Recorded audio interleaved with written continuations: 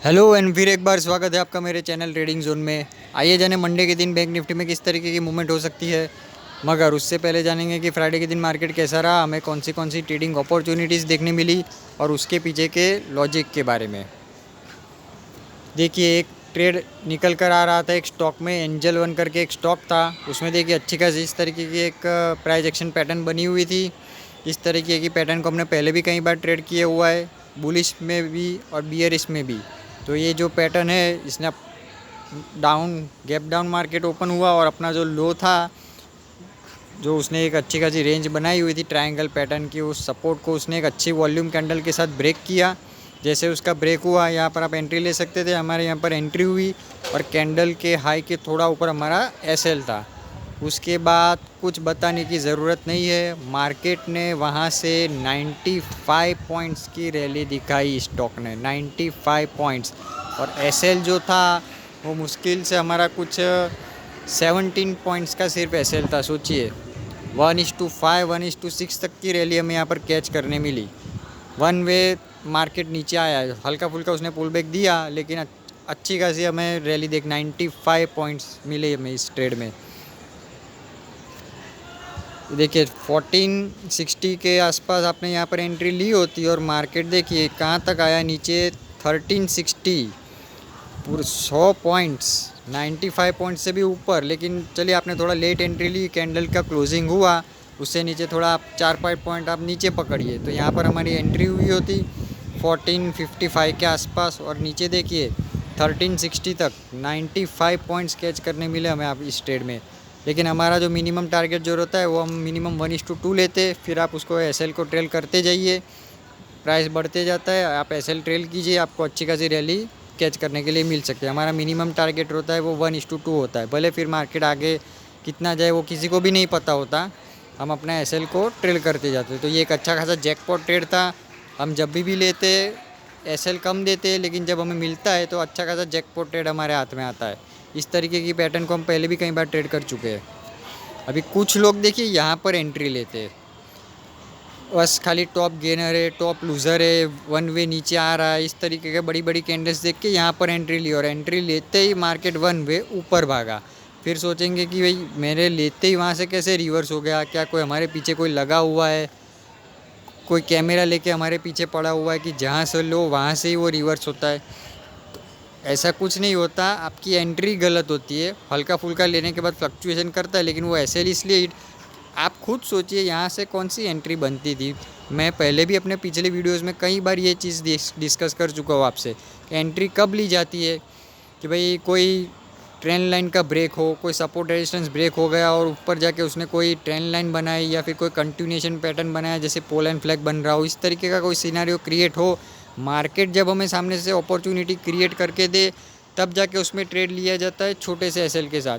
अभी one way market ऊपर से देखिए 95 पॉइंट्स 100 पॉइंट्स की रैली नीचे आ चुका है स्टॉक, तो आप इसमें और कितना एक्सपेक्ट करेंगे कि और नीचे 200 पॉइंट्स थोड़ी आएगा। जब ऊपर से वो नीचे 100 पॉइंट्स कर चुका, जब लेना था तो ये ट्रेंड लाइन ब्रेक होने पर लिया जा सकता था, या फिर और एक मार्केट ने भी अपॉर्चुनिटी क्रिएट करके दी। देखिए यहाँ पर ब्रेक किया अपने सपोर्ट को, फिर एक ट्रेंड लाइन हल्की फुल्की बनी छोटी सी, और ये जैसे ये ट्रेंड लाइन का ब्रेक हुआ, यहाँ पर मैंने एरो मार्क किया हुआ, यहाँ पर आप एंट्री ले सकते थे। वो ट्रेंड लाइन के कैंडल के थोड़ा ऊपर एसएल होता, छोटा सा एसएल होता, मुश्किल से 10-12 पॉइंट्स का, नीचे की ओर 1:2 टारगेट आसानी से आपको 1:3 1:4 कैच करने मिल गया।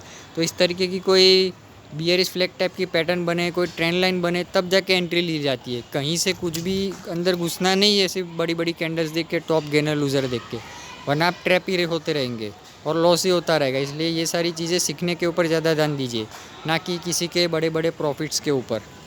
ये तो हो गया हमारे स्टॉक की बात। अभी जानते हैं बैंक निफ्टी में किस तरीके की हमें कौन सी ट्रेडिंग अपॉर्चुनिटीज़ देखने मिली। तो देखिए, बैंक निफ्टी एक अच्छे खासे चैनल में फंसा हुआ था,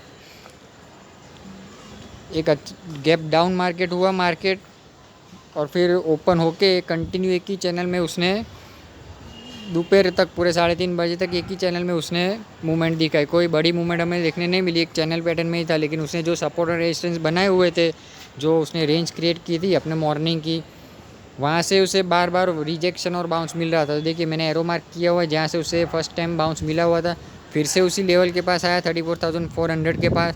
यहाँ पर आते ही देखिए मैंने एरो भी मार्क किया हुआ है, इस कैंडल पे जैसे ही इस जोन के पास आया अपने सपोर्ट के पास और यहाँ पर एक अच्छी एक बुलिश कैंडल बनी, तो यहाँ से आप एंट्री ले सकते थे। कैंडल के लो के थोड़ा नीचे स्टॉप लॉस होता है, ऊपर की ओर 1:2 टारगेट आसानी से, ऊपर की ओर 1:3 तक के भी टारगेट हमें आसानी से कैच करने मिल गए। ये हो गई हमारी फर्स्ट ट्रेडिंग अपॉर्चुनिटी। बात करते हैं सेकेंड ट्रेडिंग अपॉर्चुनिटी की। देखिए ऊपर की ओर जो मार्केट ने जो रेंज बनाई हुई थी 34,750 का, जो एक रेजिस्टेंस क्रिएट किया हुआ था, जहाँ से मार्केट ओपन हुआ, जहाँ से उसने यू टर्न भी लिया हुआ है, उसी जोन को हमने मार्क किया।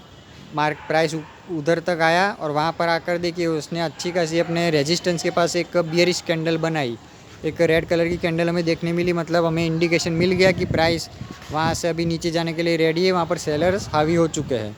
तो यहाँ से आप एक शॉर्ट सेलिंग कर सकते थे। एक कैंडल का लो ब्रेक होते ही प्राइस देखिए 1 वे नीचे तक आया, लेकिन इसमें जो तीसरी कैंडल जो बनी उसकी वॉलेटिलिटी बहुत ज़्यादा थी, उसके वजह से ऊपर जाके उसने हमारा ऐसे लीड किया। पहले नीचे तो आया हमारे 1:1.5 तक का आया था वो, लेकिन फिर ऊपर जाके वॉलेटिलिटी के वजह से ऐसे लीड हो गया। कोई बात नहीं, SL is a part of game. हमें निराश नहीं होना है, ट्रेड के पीछे का लॉजिक सही होना चाहिए और मनी मैनेजमेंट के साथ ट्रेड करना है। एसएल स्टॉप लॉस तो हिट होते रहेंगे। ये दो ट्रेडिंग अपॉर्चुनिटी हमें देखने मिली। एक स्टॉक में अच्छा खासा जैकपॉट ट्रेड हाथ आया, 95 पॉइंट्स की रैली हमें कैच करने मिली। एक जो अपॉर्चुनिटी बैंक निफ्टी में जो दिखाई अपने सपोर्ट से बाउंस, उसमें भी 1:3 कैच करने मिला और एक छोटा सा इसमें हमारा ऐसे हिट हो गया। अभी बात करते मंडे के दिन बैंक निफ्टी में किस तरीके की मूवमेंट हो सकती है और उसके सपोर्ट और रेजिस्टेंस क्या क्या हो सकते हैं। ये देखिए अभी के लिए फ़िलहाल मार्केट कंटिन्यू एक चैनल पैटर्न में फंसा हुआ है, तो कंटिन्यू 1-2 दिन चैनल में फंसा हुआ भी रह सकता है या फिर गैप डाउन या गैप अप भी ओपनिंग मिल सकती है, कुछ भी हो सकता है। अगर प्राइस इस चैनल को ब्रेक कर जाता है और ऊपर उसे ब्रेक करके 34,750 के लेवल को ब्रेक कर जाए, ऊपर को इस तरीके की कोई पोल एंड फ्लैग टाइप की पैटर्न बने और जैसे उस फ्लैग का ब्रेक हो, वहाँ से आप एक कॉल बाय कर सकते हैं। फ्लैग के नीचे एसएल रहेगा और ऊपर को हमारा जो फर्स्ट टारगेट रहेगा वो रहेगा 35,000 तक का।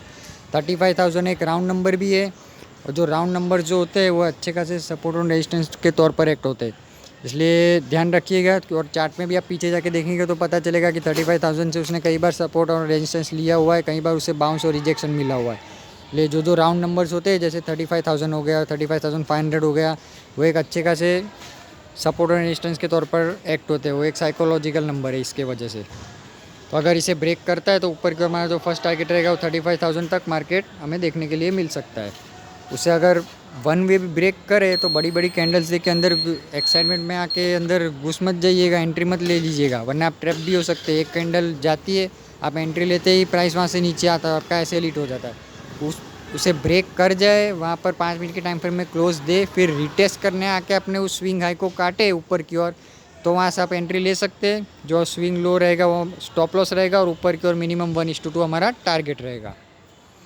अगर प्राइस ऊपर की ओर ना जाके नीचे की ओर आता है, 34,400 का जो लेवल है उस जोन के पास आता है और वहाँ पर 5 मिनट के टाइम फ्रेम में इस तरह की कोई बुलिश कैंडल हमें देखने मिलती है, जहाँ से उसने 2 बार देखिए बाउंस लिया हुआ है, तो तीसरी बार भी फिर से इस लेवल के पास अब अगर कोई बुलिश कैंडल बनाता है और उसका 5 मिनट के टाइम फ्रेम में अगर ब्रेक होता है, अगली कैंडल उसे ब्रेक करती है ऊपर की ओर, तो इस कैंडल के लो को स्टॉप लॉस रख के आप एक कॉल बाय कर सकते हैं। यहाँ से एक अच्छा खासा ट्रेड हमें कैच करने मिल सकता है। ऊपर का जो टारगेट रहेगा वो रहेगा 34,750 तक का।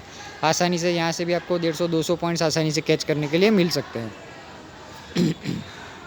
सॉरी, अगर प्राइस गैप अप ओपनिंग हो जाती है मंडे के दिन या फिर ऊपर की ओर निकलता है मार्केट और 35,000 का जो लेवल है उस लेवल के पास जाके हमें ऐसी कोई बियरिश कैंडल देखने मिले 5 मिनट के टाइम फ्रेम में, या फिर कोई पिन बार या डोजी भी कैंडल मिलती है अपने रेजिस्टेंस के पास, तो समझ जाइएगा कि वहाँ पर सेलर एक्टिवेट हो चुके हैं, जो प्राइस को नीचे लेकर आ जाने के लिए रेडी है, प्राइस को नीचे लाने के लिए।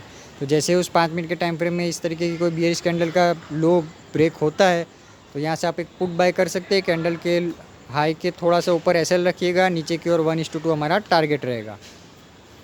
अगर प्राइस 35,000 के लेवल के पास जाकर नीचे रिवर्स ना लेकर थोड़ी देर वहाँ पर कंसोलिडेशन करता है, जैसे कि कोई चैनल पैटर्न बनाता है या फिर थोड़ी देर वहाँ पर सस्टेन कर जाए और ऐसी कोई चैनल पैटर्न बनाए और उसका जब ब्रेक होता है ऊपर की ओर, तो यहाँ से भी आप एक कॉल बाय कर सकते हैं।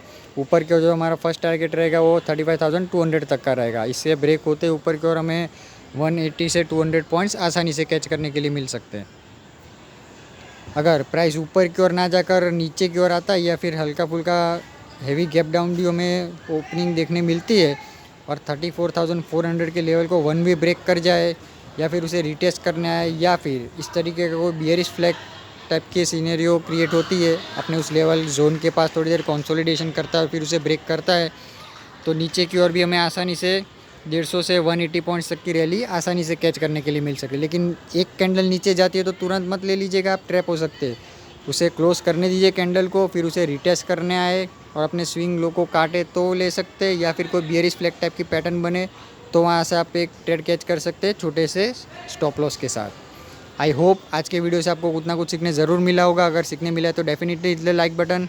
और मैं अपने हर वीडियो में कहता हूँ कि मनी स्ट्रेटेजी और सेटअप से भी ज़्यादा मनी मैनेजमेंट और ट्रेडिंग साइकोलॉजी इंपॉर्टेंट होती है, इसलिए ओवर ट्रेडिंग बिल्कुल भी ना करें, मार्केट के साथ फाइट बिल्कुल भी ना करें। और फ्री में इसी तरीके के स्टॉक मार्केट सीखने के लिए चैनल को लाइक एंड सब्सक्राइब ज़रूर कीजिए। आज के वीडियो में इतना ही, मिलते हैं नेक्स्ट वीडियो में, तब तक के लिए खुश रहिए, अपने अपने फैमिली का ध्यान रखिए। थैंक यू एंड धन्यवाद।